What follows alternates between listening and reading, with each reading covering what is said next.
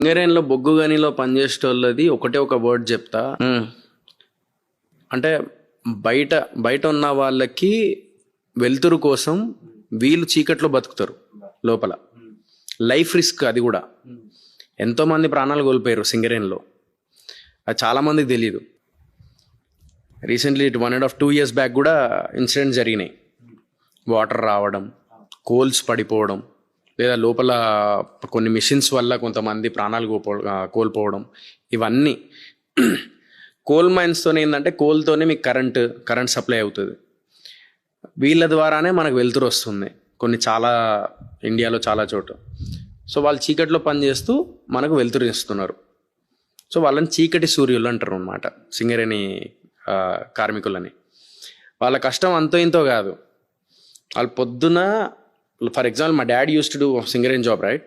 So ఒక 5 kilometers, ఒకప్పుడు 5 kilometers లోపల నడుచుకుంటూ వెళ్ళేవాళ్ళు, 5 kilometers మళ్ళీ బయటికి వచ్చేవాళ్ళు. ఒక్కొక్కరు తట్టలు మోస్తూ ఉంటే ఇక్కడ వెనకాల ఈ ఏరియాలో ఇంత ఉబ్బిపోతుంది అనమాట. తట్టలు మోస్తూ మోస్తూ మోస్తూ ఇలా ఉండిపోతుంది, ఇంత ఉబ్బుతుంది అది. అలా చాలామంది మోకాళ్ళ నొప్పులు ఎందుకు వస్తాయంటే సింగరేణిలో వాళ్ళు 5 kilometers నడవడం, 5 kilometers రావడం, ప్లస్ చాలామందికి ఊపిరితిత్తులు జామ్ అయిపోతాయి. ఎందుకంటే లోపల డస్ట్ వల్ల లైఫ్ స్పాన్ కూడా తక్కువ ఉంటుంది. లోపల డస్ట్ వల్ల వాళ్ళ హెల్త్ ఇష్యూస్ చాలా అవుతూ ఉంటాయి. ఇవన్నీ చాలామందికి తెలియదు.